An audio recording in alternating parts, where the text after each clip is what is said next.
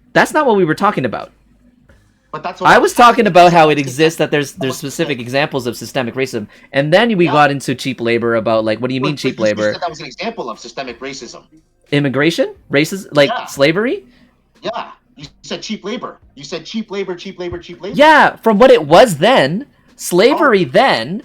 And yeah, it's now it's but dude, it still exists. We just gave you examples of cheap labor. It's just not the same thing. It's not slavery. It's not labeled slavery anymore. But you've now found a way where there are programs that are enticing people to come here for a better future, but they still get paid less for working harder. Okay, you're gonna have to give me some more information. You know what? You can Google and look this stuff up, man. Like I'm not. I have cousins in Winnipeg. I'll figure it out. Okay. Because you know what? It depends. Okay, so you know what? I'll say this. If someone's coming here they're not forcing them here to work, right? No. That's for sure, right? It's a choice they're making, yeah. Okay. So is that illegal? Is that systemic, what you just said? But wouldn't you want, let's say, a doctor? Okay, a doctor comes here and chooses to work a lower paying job, but still, comparably... Yeah, a doctor from the Philippines can't work here and be a doctor, period. Doesn't matter. I know. Yeah, why, though? Yeah, why? Because that's the way it is. If they're more, that's the way it is your answer to that? Like, why don't you think there is a barrier that's been created so that they can't take a specialized job?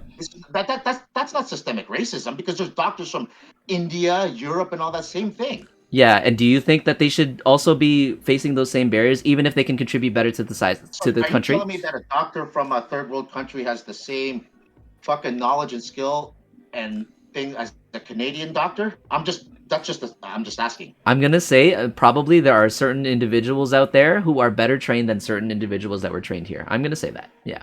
Probably. Top of the class in India versus bottom of the class in Canada. I'm gonna say top of the class in India is better. Here, so yeah. There's a lot of Indian doctors. And you don't know if they came in as that or they came in. Yeah. Uriel Ray, you say, wow, what are we responding to? You have to pass a standard. Everyone has to be licensed under some kind of, to be a doctor in any country, I would think. Because if the reverse is also true, then why aren't Canadian doctors going to fucking India and be doctors? Well, it's probably not that good. It's because they're not paying. Because they don't make as much money, and then the standard of living is not as good there. Exactly. So what are you trying to say? I don't understand the point you're trying to make, bro. Like, what I'm trying to say is that maybe we should have a hard line on who comes here and who works, because obviously everybody wants to be a doctor here. Yeah, but dude, don't you think that you'd rather have the best doctor rather than just the highest paid one? Don't you want to have the best one? Well, I don't know. If we're bringing in immigrants to create better competition so that we have a better workforce overall. How do you know that the doctor that came in here wasn't the bottom of his class? We don't. That's why they should be exactly. So what does exactly. It so, but dude, how are you gonna know? How are you gonna know? You're never gonna know. Yeah, why? I don't know. Because it's set up for us to never know. It's set up for those people to there's a barrier for them never to be able to get to that point where. Doctors? You gotta know Filipino doctors. Ask her what her fucking wish was in her class. Well, I wonder, did they earn it here or did they earn it there and then had to go through jump through hoops? You know, Filipino doctor, ask her. So, but Tom, what's the point? What's the point? What's the point? I don't care if you're the top of med school in one particular country. A lot of freaking doctors leave Canada to take med school in another country, so it's cheaper and it's faster. And then they come back here and they take a test, and then they could be get their MDs and came back here and just wrote the equivalency. Exactly, they could just do that, right? But why can't? But doctors can't do that coming in. There should be Doctor Olympics where they compete. No, but there has to be a hard line. So it's because there's so many universities. Like there's so many. Doctor Olympics. What I'm saying, there's so many universities surgery. Out there, and you know what happens when it comes to eye surgery and heart surgery? There's got to be a hard line there too, or something. Well, I mean, like okay. I think the tangent's a bit much. Like you will say that you don't think systemic racism exists, and that's fine. I'm not here to try and change your mind. No, I don't think it's At the same time, I'm saying that it is. I don't think that it runs the fucking nation, as everyone's saying it. It's like. Well, I don't think everyone says that. I don't think everyone says that. I should be agree to that because I'm not white, right? I should say because I'm a minority. I know, but I don't. Yeah, well, you're an individual who has your own opinion. That's right. That's the point. That's what I'm saying, yeah. I don't think everyone thinks that it's running the country, but I do think it still has an impact like a visible Yeah. impact. Like I said, do I think there's some kind of, yeah, but how much power does it have? I don't know. Like you can't judge. I don't know. Yeah. You know, because we walk around freely and we all have fucking jobs and we're around whites, blacks, Asians, Latino all the time. I don't know. So I guess systemic racism, that is proof to me that I guess it's not as powerful as it thinks. And that's always just a political narrative anyway. We never even thought Well, about I think systemic racism. a lot of the suspicion with systemic is that it's also in, like, let's say, the law enforcement system and the way there is training. I think there's speculation there that there is, I've seen those shows where all these Before that, cops who left the force Yeah. were interviewed, and then they were they shared like how they were trained. They were Sure. trained to like pull guns right away if they were black, or Sure. they were I and guess they that's were, different in every part of the neighborhood. like, A cop in Louisiana might be trained differently than a cop in Detroit or something, right? Like, I mean, it's a different playground, right? That has to come into play. Like a cop from Toronto, I'm sure, or a cop from Markham compared to a cop from New York, I'm pretty sure it's going to be a different training, right? But yeah, you're right. There should be a standard, but again, cops have different scenarios depending on where they're from too. Just like a Toronto cop and a London cop, Toronto cop is probably in more danger than a London cop here. That's just, like we're not that big a city. Yeah. So when we hear about a gun, someone had a gun in London, we're like, whoa. But I'm sure there's gun incidents in Toronto more than here. And it's not really that surprising sometimes. Yeah, there's shootings in Toronto. Yeah, there's a lot of shootings in Toronto. There was one shooting, I think, in the beginning of the year. Right, Okay. so that's the thing. Okay, question, I guess, Mike or Deji or whoever wants to go first. Do you guys think that there's systemic racism in the government or in? Oh, don't ask me that question, bro. You already know my answer. Okay, Mike. To a certain degree, do you think there is, or do you also stand where it's like it's not as big a deal as other people make it? Wait, what are we talking about? Wait, what? Just systemic racism. In where? Here or? Sure, yeah, in Canada. Why not? Does it exist, or is it something that is just used in media now to carry on the narrative of like BLM and stuff? I don't know. I think it depends how you define it. I mean, there's a very specific definition for systemic racism. All right, what's the specific definition? Well, yeah, government programs or things that's already been laid out in processes, whether it be the financial system or justice system or the government system. That you're asking. Sorry, go ahead. Oh, just there's just programs right now that are still employed that affect someone's livelihood because of their race. So you're asking, does it exist in general, or does it exist in Canada and the police force? We'll say in general first. And it's not, or if it does, it's not as big a deal as people try to make it apparently in the media. Do you remember that whole Boeing story I told you about? Refresh. What is it? So William Boeing, the founder and creator of Boeing, him and his wife, they literally put in their company policy or whatever. It's on his Wikipedia page too. I remember I read it out for you guys. Oh man, not wiki.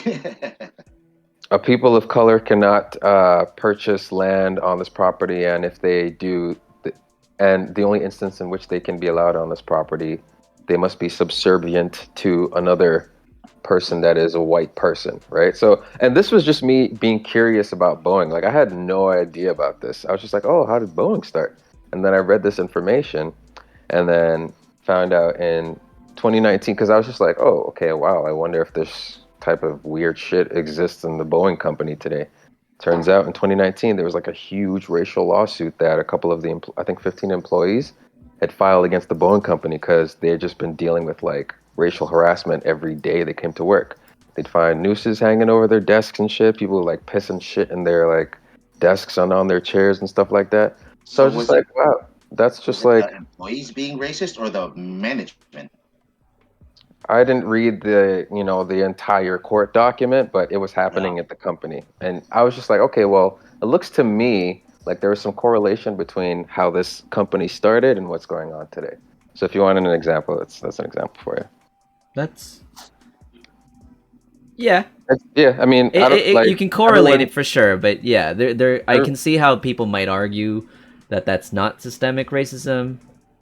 That's still like culture, maybe corporate culture of racism there, but it's not bro. If actually you're within that. I'm not saying it is. I'm just saying. no, I'm I'm trying to not even think the talking to you. I'm advocate. just like, Yeah. I'm just if I thinking the come to advocate. work and find like a noose hanging over my neck, that's just not one person that did it. Like, yo, a Oh bunch of yeah, people knew about this shit. Like, what are you talking about? You know? Well, Yeah. fuck yeah, for sure. And then, do you guys remember like the whole carding thing that was happening in Toronto? Carding. Oh yeah, that's an example. Yeah, Carding? so They got like, rid of it. They got rid of it, they but got that's an rid of it. example. I think That like is an example of very recent.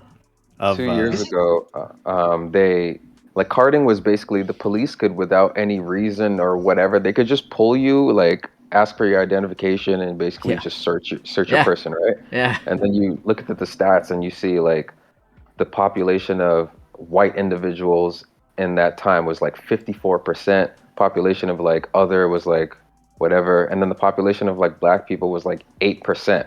Yet they were still like 24% of the people that got carded, which was like so disproportionate, you know? So Wait, people were that's like, crazy.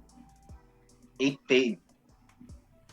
sorry, go put ahead. other, and then they made black as just one category. That's fucked up. No, like man. I don't like Oh, those are just the semantics, but the main point is just like for 8% of the population, why are we getting 24% of the of the carding, you know? So that was just another example.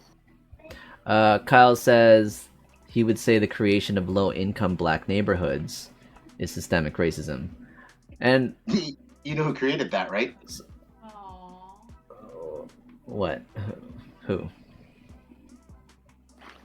The welfare system was created big time in the United States. You better look up which president that was.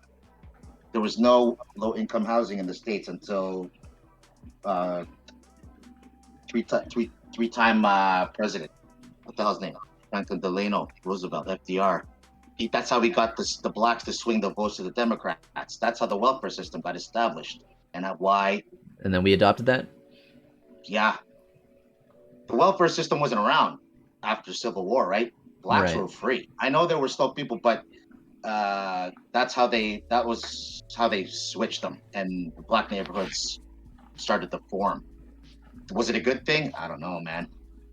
Some yes, but yeah, the I welfare mean, system. if there is even anything to with like, yeah, like the natives, like any kind of, I understand that, yeah, the residential schools was like thing of the past, but like I'm sure something's been carried on through church too there, you know, institutions. I mean, and it governs, I guess, a lot of the narrative now. Like, has there been a lot of improvement since this systemic racism has apparently been, you know, addressed and no longer is something we need to worry about? I don't think we've learned it. I don't know if it's common knowledge that there's been active, you know, efforts to change those specific things. I if there is, I don't know. There are about no more residential schools, right? I don't know. I'm hoping not. I'm gonna assuming say. that there isn't. Yeah, That's what I heard. I'm pretty sure that's illegal. Like, yeah, that's when murder it and comes shit. to the So natives, I've been fighting for at least making my thing known as like, yeah, I know the residential school was a bad thing, definitely a sore eye, and even I didn't really know about it. yeah, You know, but I've been I didn't fighting for know. fucking clean water for these communities for a long fucking time, and I think it's atrocious that the government doesn't spend any money getting these people fucking clean water. That's what Yeah. my So, fight. do you think that is just a matter of priority of budget, or do you think there's something there? Budget? Fuck no, because Canada gave up $440 million right off the hop for the COVAX fund, and I think that's bullshit. And And they only pipelines gave and $2 stuff, million. and exactly. So it's like, Bullshit. so what is So that? yeah, no, that's right. There. You What found is that? There's a racist angle right there. That's Okay. racism right there. Okay. Because these guys are Canadian, and you're willing to vaccinate a bunch of countries that we don't do business with, but you won't get you clean water. These guys have been fighting for clean water forever. Right. Yeah. It's a joke. That's one of my things about the government. It's like, get these people clean water. Yeah, they're citizens. I mean, I don't even know. Do they even count as citizens? They're like better than citizens.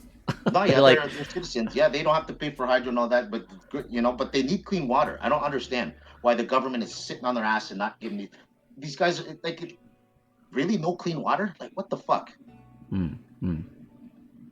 That's my fight when it comes to the indigenous. Anyway, that's where I put a lot of my efforts is the clean water. Okay, so Kyle says that is systemic racism, Tom. So yes, you believe in it. Yeah, no, I just said that. I just found the racist point. That's good. I'm glad we have an example for you there. Yeah, I think if you dig deep, you'll find something. Yeah, I think it's atrocious that there's Canadians on fucking land here that don't have clean water. I don't understand why we're so ready to give money to other countries when there's still we could do shit here. I don't know. That's as racist as I get. Canada first. Yeah. No, we need. Earlier in the chat, I mean, Ariel Ray did say this earlier. So I mean, I read your comment just to kind of reiterate it. The wealth of the West was built on the exploitation and subjugation of certain racial groups. What does that mean? West Indian domestic scheme. Well, like the Americas, North America. Like historically, yeah, you can find tons of examples. Like the railroad, and even the Civil War, before the Civil War, right? And I mean plantations and all that stuff. Yeah, I know that's a whole other topic when it comes to fucking slavery. Yeah, slavery's not new. Yeah, slavery's. I'm not trying to say it in a way where I'm trying to avoid it. It's just we know what that is. Like slavery is just one of those things that's I know it's been around for centuries, but we only focus on one part of it, and it's just the way it is. But yeah, I mean, what can you say, right? Deji, can I ask you something? And I know this is gonna come off. I don't want this to come off ignorant. Well, you know what that means? That's racial. Yeah. Like the joke. It's gonna be loaded. It's loaded, but I just want to know your stance on it. And I know because I know a lot of people do think this way, but there are certain individuals who I've heard interviewed who don't. But the 200 years of slavery, right? And now it feels like which slavery? Over 200 years of. Isn't it like 400 years or something? Or is it 400? 400? I'm sorry. My mistake. Wrong number. Slavery Slavery and the argument is it's not so much that yes we are making an effort for equity now, right? Or at least for equal opportunity, but the argument is the whole you're catching up 400 years. You feel behind in terms of where the others. I'm asking Deji specifically because this is from when I hear of like Morgan Freeman or what's the Denzel? No, it wasn't Denzel. Wheezy. Who's Lil Wayne? Lil Wayne was also one of them, and other successful black individuals with money. But do you feel in your life that you have to catch up to your black comrades, do you feel that you are behind by 400 years in your life? And how does one think that way? Is that the systemic thing? Yeah. I don't have that American experience because my family immigrated here from Nigeria when I was 10. Okay. So my experience is a little different. Okay. Yeah. But if you're asking me if I feel like that exists, absolutely. Okay. In the U.S. especially. Mm-hmm. I mean, because you mentioned even before they used to pass laws that said, you can have property here, you can open a bank account here, mm-hmm. You can even drink water here. So the ability to build wealth generationally, was afforded to people who looked a certain way. So that head start, right? Naturally, that's just gonna trickle down throughout the generations, So what is the best way to address that generational gap? I don't have that answer. I'm not that expert because there's people that are way more educated than me that can provide you a way better answer. But do I think that have you thought of it? Yeah. I mean, I'm trying to think of it too. Like at this very moment too. I'm curious to know why you thought that it was loaded for him or something like that, or like. Because I asked, does he feel 400 years behind? Some might people like, how dare you? Obviously, it's like it's obvious, but he's some an educated don't man think. Who's got a job that lives in a fucking great country. Some pretty fucking good. Some don't think that way, and I just wanted to know where he stood on there. So yeah, you did make a point that you immigrated here when you were 10 from Nigeria, so it's a different situation. But you acknowledge that narrative, that exists because of the generational gaps with, like, in terms of wealth building, right? Wealth accumulation through generations. I get that. And if you can get rid of any kind of zoning or anything, like, where, I mean, do you get rid of welfare? Like, do you change support programs and is the word gentrification, like, what is that again? Is it gentrification? That's when you like modernize like a so when you hear the term Deji, African American. Okay. I've had this debate because I have African friends and they're like straight up, man, African Americans are not African, because a lot of these African Americans don't come from Africa. They're from, I mean, I guess if you go back a generation, but a lot of them come from the islands, like Caribbean, Caribbean and all that. So they don't even have any more ties to Africa. Technically, a lot of them don't, because the generation gap is gone. Does it? When someone says black are all the same, do you think they're all the same? People are, because I think that they're not all the same. No, I mean, of course not. There's different types of black people. There's different types of white people. Different types of Asians. Fuck yeah. Yeah. Well, yes, I know. But then when you come up with movements like Asian hate, BLM, hate, white supremacy, well, you're moving us all together. Like, Asian hate isn't Chinese hate; it's the China virus, but it stemmed from Corona. But now all of a sudden it's Asian hate because all of a sudden we all look the same, right? Yeah. So that's what I mean. Like, this categorization, it's easier for the attacker to make it a big group.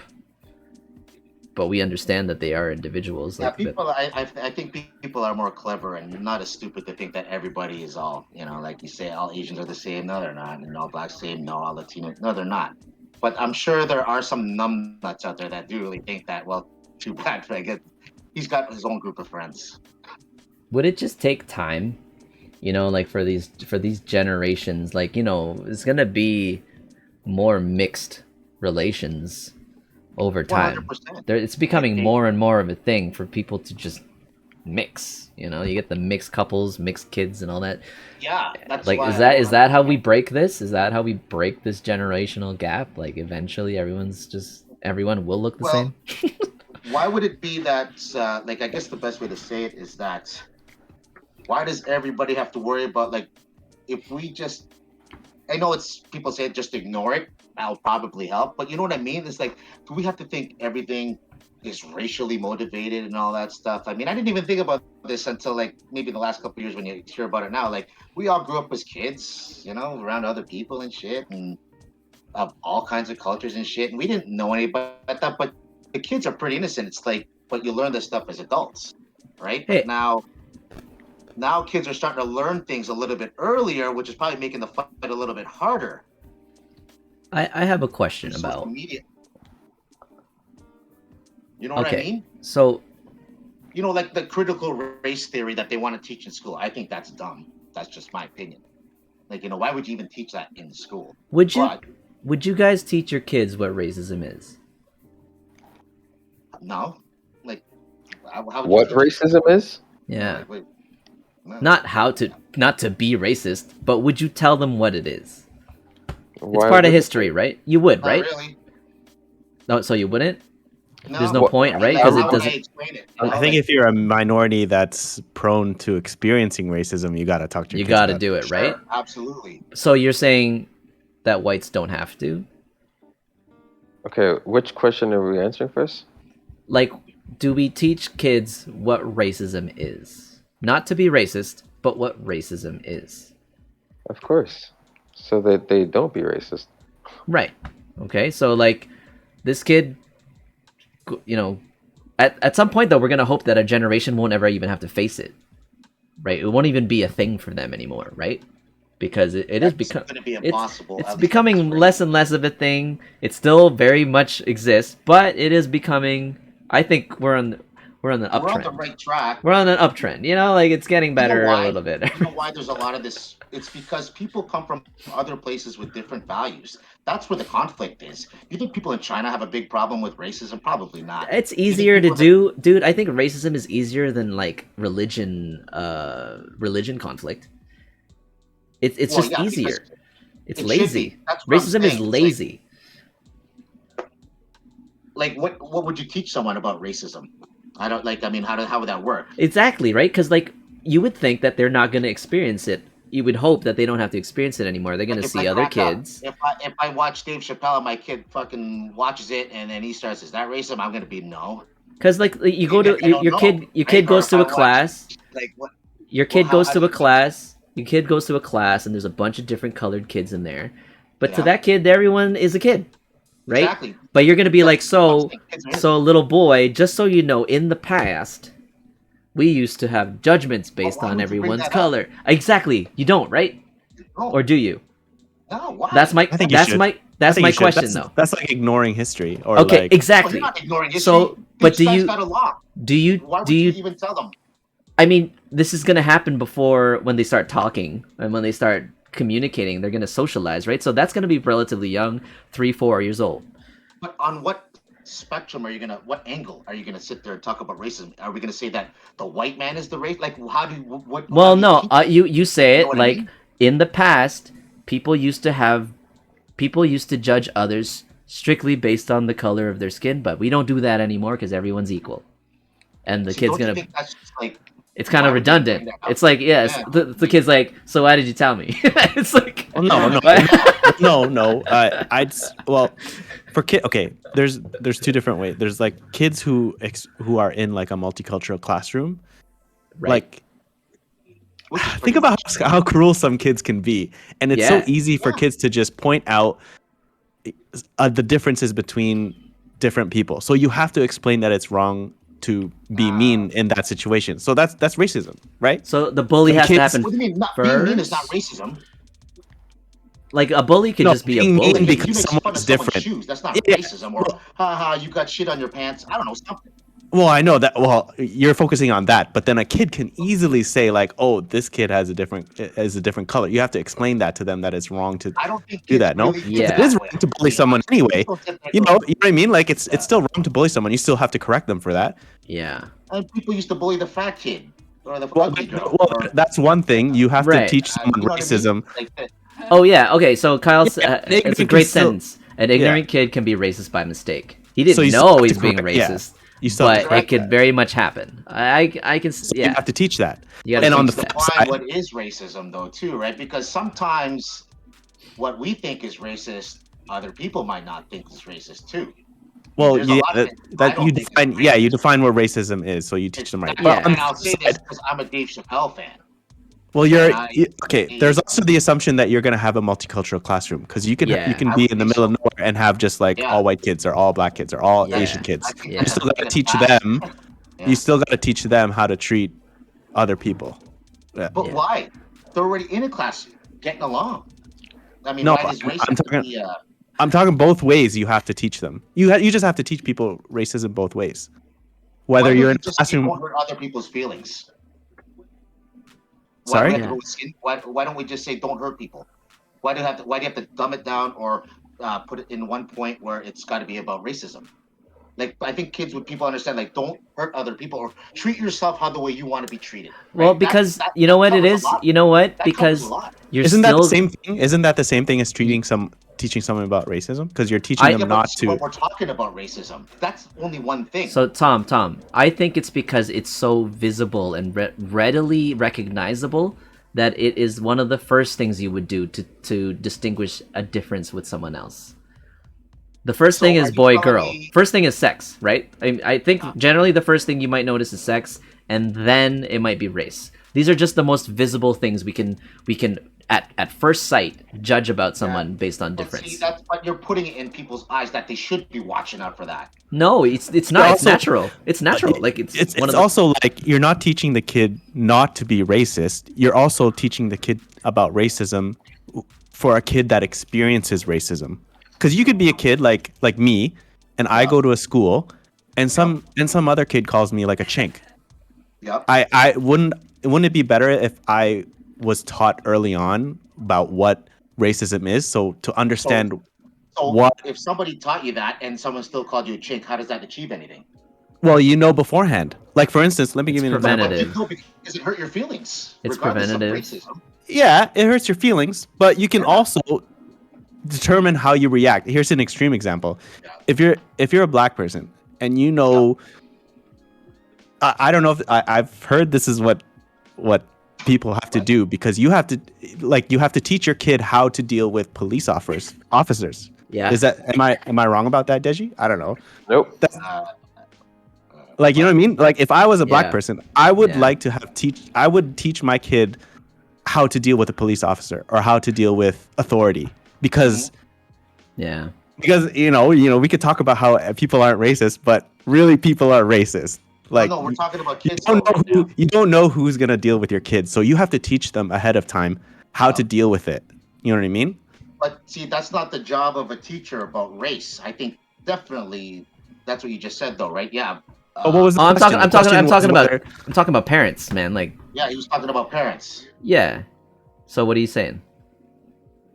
Yeah, I agree. Like, I'm in agreement with Mike here, that like we teach these scenarios, even if they never exist or they never encounter them. Preventative is better than reactionary. But, okay, so if you as a Filipino had a kid, how would you think you would say that? If someone that's what I'm trying to figure out is, let's see, my kid's about racism. You teach the kid not to be racist, and you teach the kid how to receive racism, or you get them prepared if they were to ever receive racism from someone else. You say like, this is the way the world works, and some people because kids don't understand, right? They treat them like shit. They don't know why.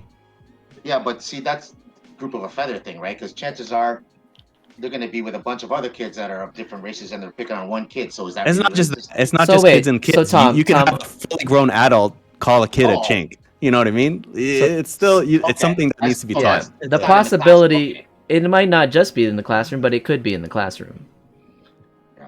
I'm trying to understand. Okay, so I guess the one side sees the. When I was in high school, we were going on a field trip to Washington, and before we went, I told my dad, "Hey, we're going on the field trip to Washington," and he's like, "Oh, okay. Just be careful over there. They're different in America. Someone might just randomly call you the N-word." And I was like, "Oh, shit. Oh, all right, thanks." So that was just a good thing to keep in mind. I didn't experience anything like that, but, just always good to remember where you are. Right. Did they? No, man. Did you get called it out there? I didn't, but, that's not the point. The point is, like, I'm agreeing with the sentiment that, you should always, it's a good idea to alert your kids to where they might be or things that they might encounter. See, that's what I'm saying. That's a perfect way to what you just said there. Just be aware of your surroundings, not necessarily just talk about what racism is, because it's kind of like I still can't figure out how you teach, but the way you just described it, just be aware of your surroundings and shit like that. That's more of a of a general thing that I think. So you don't. More.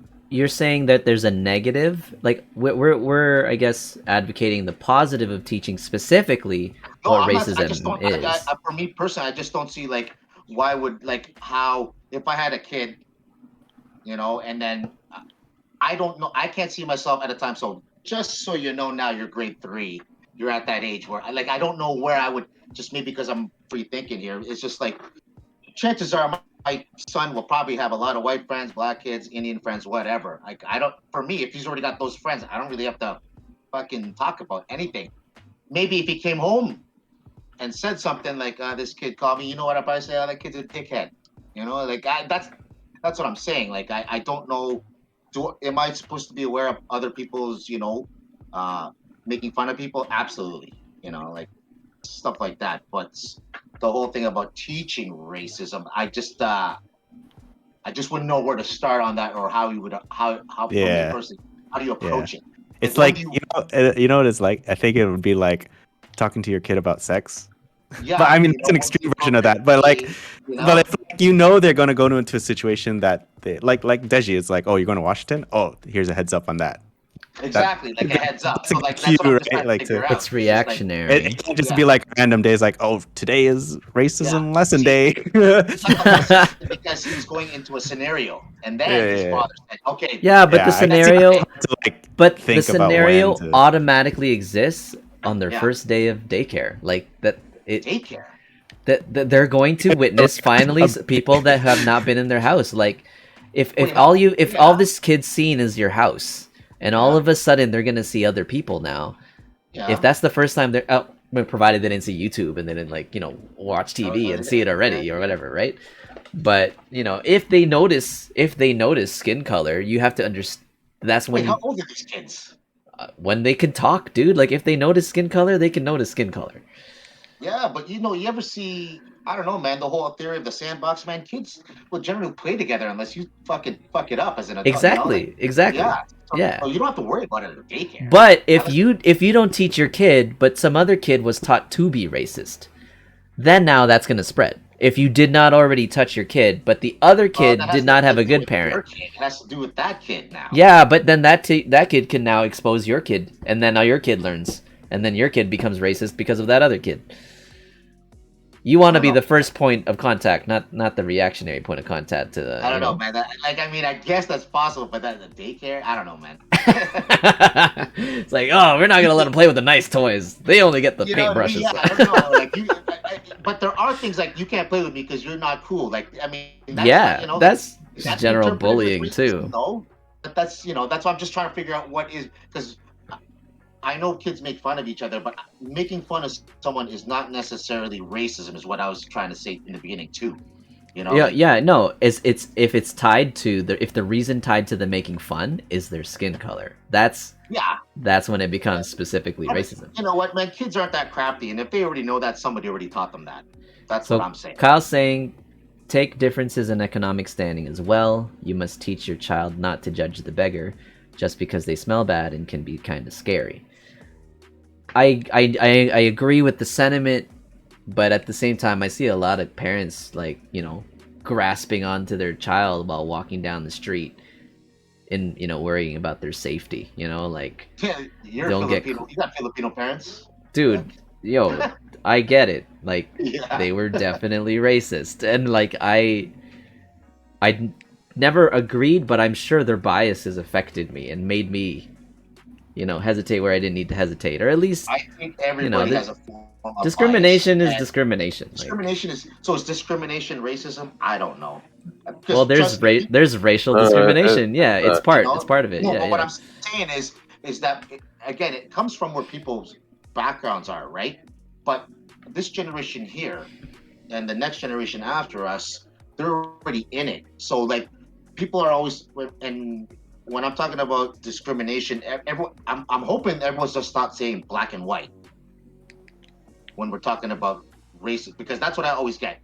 But then people forget there are so many forms of discrimination. Like, if a Muslim guy who's my neighbor, ask him, what does he think about Jews? Oh, well, that's that's what I'm trying to figure out. Like, everyone's trying to make it, when it comes to discriminate, I think discrimination is one thing that I like to use more than just racism, is I guess what I'm trying to say.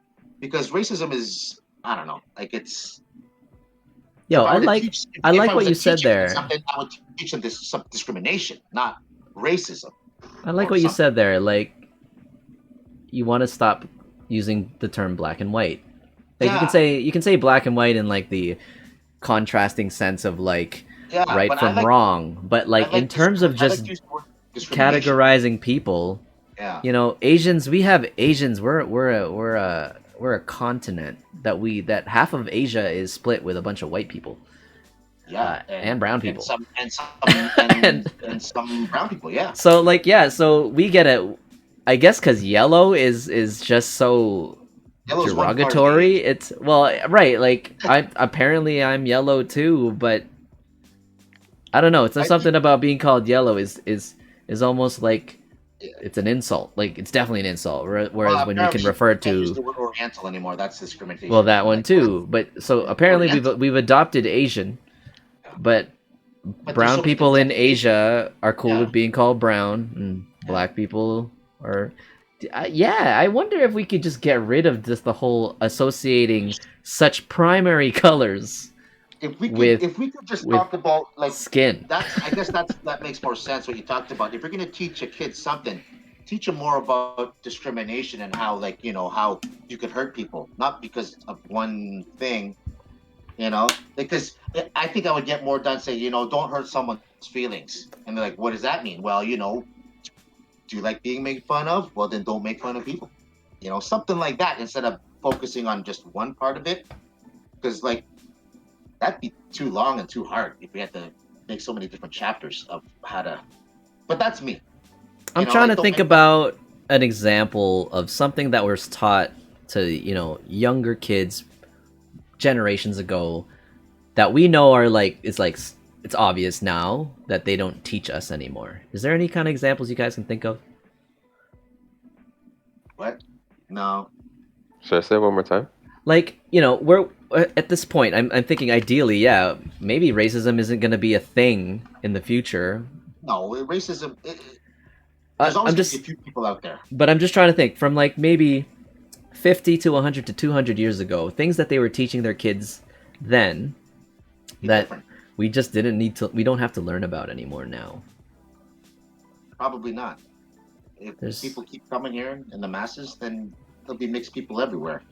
And then who knows? But like I said, this country's great because we have a lot of people from all over the place. I'm trying to think if it's like. Unfortunately, there's some people from other places that don't like other people from other places. I mean, it's not, like I said, it's not necessarily just a white and black thing.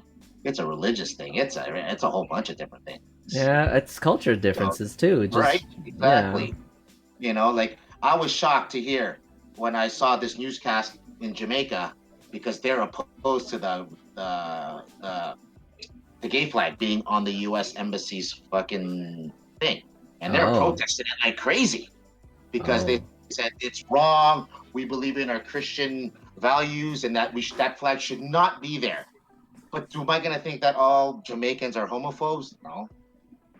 I mean, there's discrimination of all sorts of colors, and I always hope that when people talk about discrimination, it's just not just a white and black thing. It's really not, in my eyes. I think it could be everything. Discrimination is a thing. That's why when you asked about the teaching of racism, I said, well, I don't know how to approach that, but I would probably approach my kids saying, don't hurt people's feelings first, and then you have to fucking you have to. You learn that when they first swing at your face, and you're like, you don't hit. That's when that happens at home. I'll teach my kid to hit. That's for sure. You don't hit. You hit back. You don't start it, but you could finish it. Okay. I was gonna touch on one thing, but what was it about? Culture differences. Yeah, the last thing was like, you can even create this discrimination now, which is on stupid bases, like sports teams supporters, or what city you represent more. It's like people fight over stupid so shit all the time. Stupid, but anyway. All right. Yeah. Okay, so I mean, we went off from Kyle Rittenhouse to police and perhaps debunking, defunding police, to systemic racism, to teaching racism. I mean, I think we went off on a nice tangent there. Anyone have any kind of like closing thoughts? Yeah, did Rush Hour do anything to help Black and Asian relations? Who? Rush Hour and Rush Hour 2?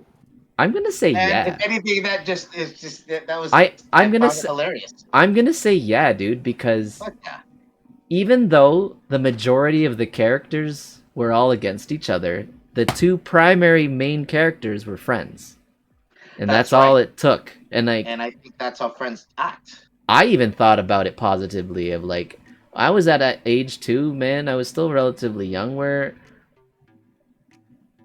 I mean, You know what? My first friend in Pickering, when I moved to Pickering, I was like grade 3. Was my neighbor 2 houses over. He was a black guy, and that's all. I mean, I didn't know he was black. And what I say about that is like he was just a kid. Like he didn't have that associated with him in my mind. When I was a kid in grade 2 and grade 1 in Toronto, I also had friends of different skin colors, but I never thought of them as white or black kids or Asian. That's what I was pointing out. Asian was, I did. I was like, okay, you're not Filipino. What are you? Oh, you're Chinese. Oh, you're Japanese. And so that's when I think it started in the Asian kind of category, and then it was broadened into like, oh, there's Italians, oh, there's French, oh, there's Greek, and then it was like European. So I think, yeah, eventually the older I got, race was associated with like nationalism, I guess. Yeah. Yeah, So like just like you said there, right? Exactly. Like when you're kids, someone's got to point those out to you because you don't know anything. yeah. Yeah.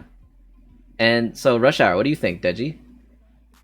Yeah, because I was just randomly thinking about that movie the other day, and I was like, that movie was so dope because one half of it took place in like the hood in Los Angeles, and then the other half was in Hong Kong. Yeah. Right. And I was like, yo, that was like a dope way to like have both cultures like blend with each other and then like show different sides and shit. But I will say that as the Asian, so my representative was Jackie Chan, I was not a fan of, you know, his English speaking aptitude, like, and that he represents Asians. Like he represents now introducing this Asian race to all these viewers who may have not met or come across them before. True. And he is our representative because of this movie, a positive representative. But I was like, man, like I wish he could speak English better, you know, like. Did you feel like this at the? Did you feel like this at the time, or like in more recent I don't think years? it would have been this funny without the Asian accent. No, but that's the thing. But then it became part of the joke. Was not even. Yeah. It was just his inability to speak English. It wasn't even a bit. It wasn't a bit. It was now a character, and I didn't like that. It's like, oh, so you're gonna assume that I look this way. If you see me in the mall, since I look this way, I walk into your store, you're gonna think I talk like that guy. No, but that guy, everyone knew he was from Hong Kong. I mean, Well, you had to assume. I can look Chinese. I've looked Chinese before, I guess. I look Asian when I grow my hair. That's for sure. Right. Wow. I look more Asian than when I grow my hair. I remember not feeling proud of that accent. Yeah. Really? Which one did you think was better? 1 or 2? Those two movies are like neck and neck, man. I like number 2 just because like they got back and forth at the back of that truck. I'll slap you back to the Ming Dynasty, yeah? Oh yeah, I'll slap you back to Africa. And like 2 buddies fucking going at, you know, and they're just tied up and it's like, see, those guys. I think I like the first one more. Like they're both so good. Yeah. Yo, they gotta be making a remake of that, right? Like, cause they're making remakes of everything. Did you see the third one?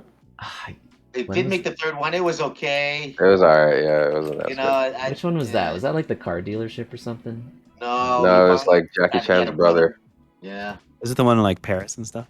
Yeah, the Paris one. Yeah, that was it. Yeah, the guy was like a ninja or something or samurai. I don't fuck something. Oh my gosh. That's how bad it was. We don't remember. It wasn't that good. Is it? I didn't even know it existed. It's like there was a 3. Yeah. Yeah, man. 2007. Damn. Oh man. You know what the weirdest thing is though, man? It's just that like, how, like the jokes that they talked about and how the black guy was bashing the Asian guy because he's Asian, and then the Asian guy's bashing the black guy. Like, would even people get offended by that now? Maybe. Yeah, I wonder if that kind of movie would be made like today. Just think of all the movies you had. Oh, you can't. Yeah, dude. Yeah, that's what I was thinking about it. You can't. Like, Jackie, Chris Tucker had a joke where he said to Jackie, "Oh, I like Isabella. She like me because I'm tall, dark, and handsome, and you third world ugly." And I was like, "Yo, what did he say that in 2021?" Hey, I'm cute. Yeah, you can't get away with a lot of these jokes. Yeah. That's what I'm saying. That's funny, man. That's how buddies talk to each other, right? That's how buddies talk to each other in a different way than strangers. World ugly. Yeah. I was like, that's a crazy bar. Yeah, that was, Yeah, tall guy, but yeah, Yo, I like up in the men's section. yo, Yeah, but calling someone. I think that's the thing that people have to realize when you watch a movie now. Of course, in real life, buddies are gonna say stupid shit to each other. Maybe not be approved on the outside world, but let's be honest, behind closed doors, me and my friends, we say anything and everything. But that's behind closed doors, right? Yeah, but we're gonna reach a point where you won't even say those things because they don't mean anything. Well, we say them because they don't mean anything because it's funny. That's what I'm saying. Like, are you telling me that I shouldn't watch Dave Chappelle and all the shit he watches? You know what I mean? Should I not watch? Like, that's what I'm saying. That's reality. Like, if someone was to eavesdrop on my conversation, yeah, they might get offended. But then I'll say, what are you fucking eavesdropping for? Didn't they teach you that? Don't Here's a eavesdrop. question. Here's an interesting question. In a utopia, Yeah. would comedy exist? Because what do you have to make fun of? It would exist, but it probably wouldn't be as good. Yeah. Be like dad jokes. It's like, how about that other planet, guys? Their comedy is like dad jokes. I know. Hey, look at that. Is like, what would they laugh about? I don't. know. That's Like true, Monday. right? It's I could see maybe like make fun of other planets or something. No, you need laughter because laughter ends wars, man.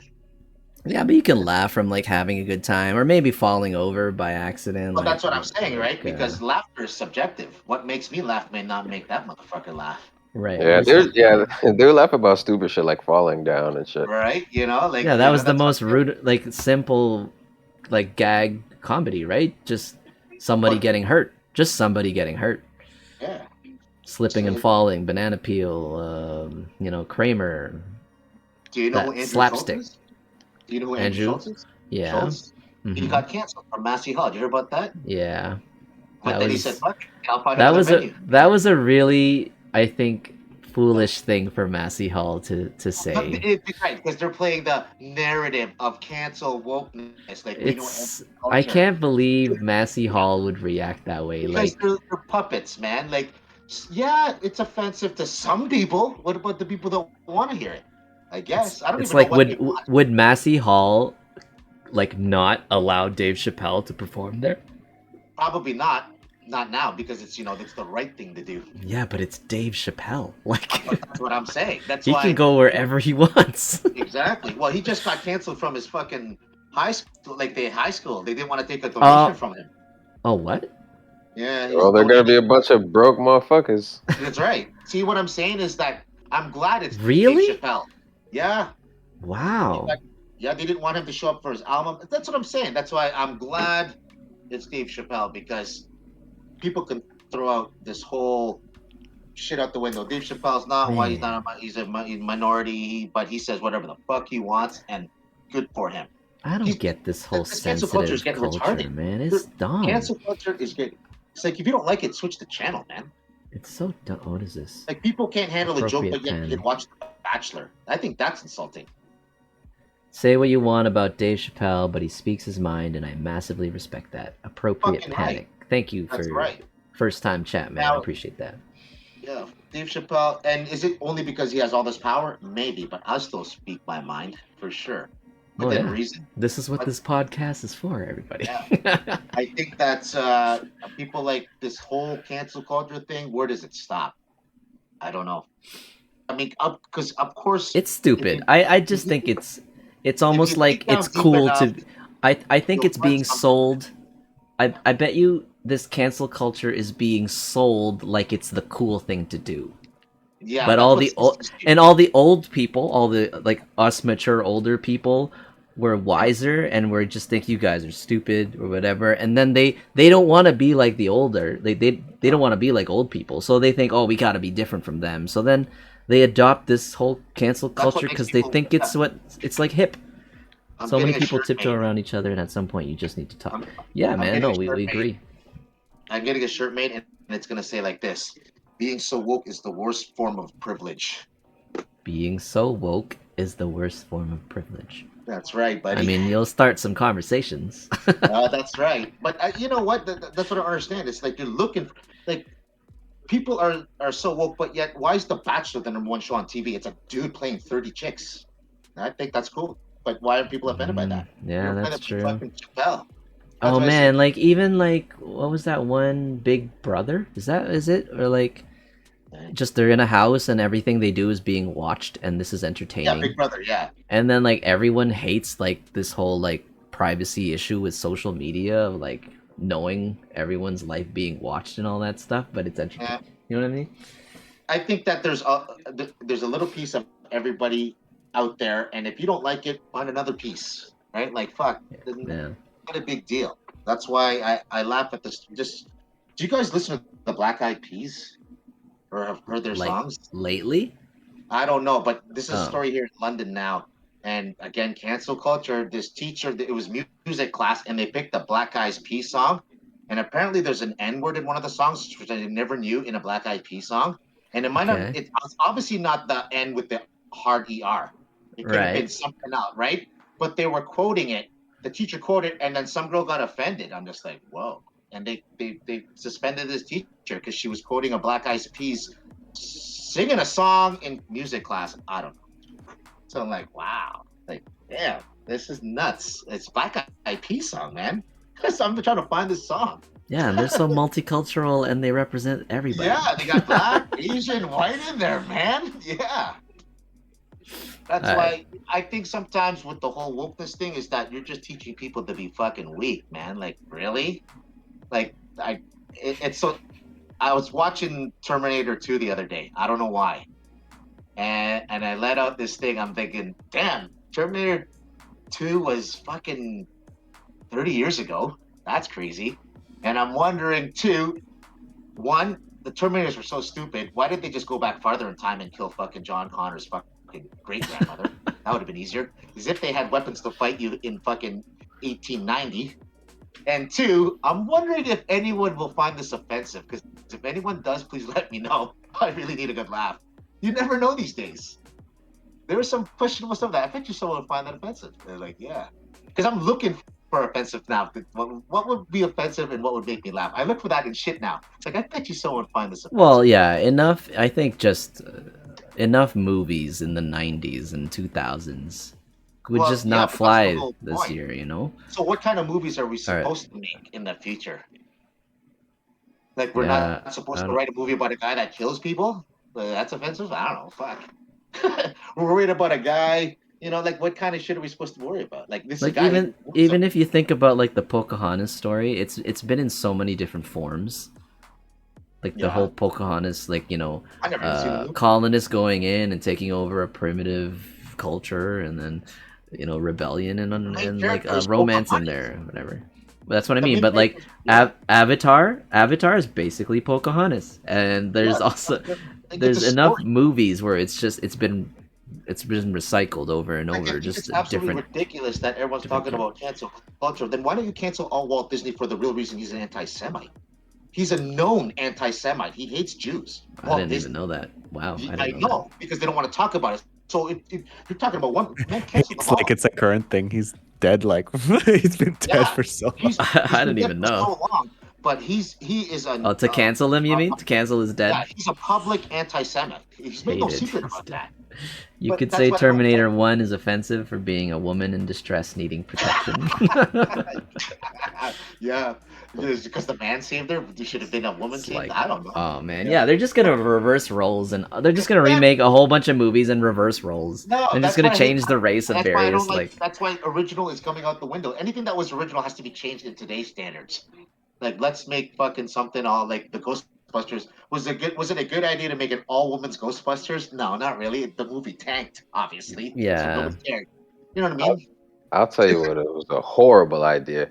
They should have. I don't know who thought of this. Yeah. But they deserve a punch to the face. Whoever made Ocean's 8.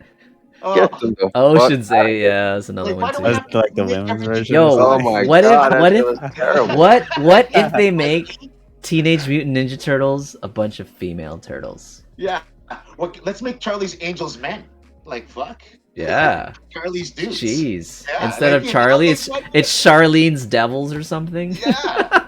This Right? is the thing. Like, If why do it's we- if people a are- role, I don't like there's no original. We're making things because of a you know, everything has to be Yeah. equal. Yeah. Like, why can't you come up with your own shit? Come up with something. What do you I'm say, Dej? like if a role is like relatively open, like it's not strictly male, you know, whatever. I'm cool with like people trying their own versions of things. Yeah. But like if you're doing it just to pander and then it sucks, I'm gonna be pissed at you. Yeah. Like, what if they made Batman a woman? Oh, they really have If background. Batman was a woman and she was dope as shit, it's like Yeah. fuck it, whatever. Because I think Yeah. they're about to even make Thor a I woman. mean, but like, what? Yeah. they're Oh about wait, to no, make no, Thor a no. woman. In the comics, there is a woman Thor. There's Yeah. a female Thor. Yeah, I get that. I get that. And But, yeah, like- it's not even about making Batman a woman. I mean, that's like, you know, the counters were like Wonder Woman and Yeah, Wonder Woman is fucking Superwoman. badass. yo. Supergirl Scared was the shit dope. out of me. Like, yeah, dude. Dude, you guys ever watched? Oh, you guys are probably too young for this. In Living Color, Yeah. remember Handyman? Handyman? David Wayne's. He was the first handicapped superhero. Oh, I'll have to see that. I'll have to see that. Oh man, look it up on YouTube, man. It's the funniest shit. You'll never see that now. Yo, in Living But Color and David Mad Wayne- TV were hilarious, and it was so racist and that was like on TV, discrimination. man. Yeah. Handyman. Even the disabled need a hero too. Is all I'll say. Yo, Mad Oh. TV had like this I'm already like guilty of autistic being a kid. fucking- yeah, I'm laughing publicly and online. Oh, I guess I'm a transphobe something. I don't know, because it was fucking funny. Horizon Zero Dawn. I'm gonna look this up. Yeah. No, I think that sometimes when it comes to making things equal, especially in some of these, like you said, known roles, you just leave it alone. But Oh, if it's her. something, Yeah. definitely. Yeah, I remember this. Anybody watch the WNBA parade? Bruh. See, nobody cares. Did you see it, Yo, Dej? they showed footage of that shit. Yo, the streets were Yeah. empty. Bro. Empty. Holy. And it's not because we hate women. It's just we don't care about women's basketball. There, can I say that? I was like, oh my god. This is Remember I asked you why- guys- I mean, was you like, just why- you just can't complain about it. It's like it's fine. You run your parades. If no one shows, nobody shows. You just can't Yeah, you complain can't, about like, I it. mean, You know, there's- like Isn't the world ratio from men to women 2-1 anyway? I don't know, dude. It's Right, not. there's I don't no- think that's part of the argument, though. That's not part of the No, but what argument. I'm saying is that like Because, people dude, are if wondering Victoria's Secret had a parade, it would be lots of people there. Like, why- you know what I'm That's saying, That's right? So that's right. That's what I'm saying. Like, why should the WNBA be the staple point about equal pay and all that? It's a business. That's what. Remember we were talking about that? It's a oh business. man, yeah. I'm just looking at the photos now. It was pretty bad. There was no yeah, nobody there. It's And like a no party wonder why bus. they're not paid. It's just a party bus going down the streets. Yeah, that like I mean, what else? What else do you need as proof that you don't deserve $1 million salary? Well, no. I mean, yeah, I get what you're saying. I get what you're saying. Yeah. You don't need to use that like that. I don't think that has to be used as part of like the What I'm saying counter is- argument. But yeah, No, yeah, the I counter know. argument is that you're getting paid your fair share, and you have to build that entity up. And as it grows, like Toronto's getting a Yeah, women's they need to. basketball team. Yeah, they That's need to cool. build it up. Yeah, it's just gonna take You longer know, for you them to gotta build it market- You up. gotta market yourself. Yeah. It's just like that one dumbass guy who says, "I won't work for unless I get paid $40 an hour." Well, then good luck, buddy. Who's gonna Like, hire dude, you? and you're gonna see you're gonna see even just basketball in general, like where Yeah. basketball is now, even for men compared to like 50 years ago. Like Yeah. basketball is just getting better and better, and the women are gonna get better and better too. They need time. We're gonna They see need time. we're gonna see some sick ball players too. That's why Eventually, that it's whole gonna be argument about yeah. equal pay. No, you got to build yourself up. 20 years from now, you guys could be making big bucks, but you got to start somewhere. yeah, And by then, I might know 10 women basketball players off by heart. yeah. See, you guys can't even name 10. I know you fucking can't. See, exactly. So it's not. I know Kira Nurse. Deladon. Yeah, see? I only know that from 2K. Because we've been from playing in 2K. all the players that we have on the 2K teams. Yeah, we're playing on 2K. I support women's sports 100%, but just don't. Well, it's good that it's on 2K because we wouldn't have known any of their names. No, I knew the ones from like when they did the skills challenge where they used to be mixed. You know, and like NBA All Stars, they used to have both NBA and NBA. Championship? It was Chicago. Was it Chicago that won the championship? I don't know, dude. Yeah, I don't even know. Yeah. Seattle Storm. Seattle Storm won the championship. Oh, okay. No, Chicago Sky. I don't know. There's different ones I'm looking at here. I saw tidbits of it, but I mean, what can I say? I'm not interested in it right now. That's all. Chicago Sky. I mean, you know, it's gonna take a lot of time to build up. You know what? If Toronto has a team, they might. Then I'll probably start watching it a little bit more because Toronto's looking. They're looking to expand the team in Toronto. Yo, that's not a bad idea. If Toronto had, you know. Yeah. But I prefer NBA. Even the NBA I don't watch, dude. So it's like. Exactly. You know, I'll go on YouTube and watch highlights of Steph Curry. Exactly. That's. I disagree. You get paid not based on how well you play. You get paid based off how many views you bring in driving revenue. Yeah, it's revenue stream. WNBA doesn't drive as much revenue so you don't get. Yeah, no, that makes sense for sure. I'm just saying though, if you play better and you get better, you're gonna draw in better crowds. You're gonna they gotta be exciting about it. But you know what? I don't know. You have to attract the fans, and sometimes you're gonna have to do something different because maybe it's not the way they're doing it. It's obviously not as good, but so they're gonna have to change it up. I mean, look at women's tennis. It's huge. It's the same sport. Huge. It's even shorter, but you have the following, so it's very much. Yeah, they don't get paid as much, but they don't play as long. Yeah, women's tennis has been around for 100 years. Yeah.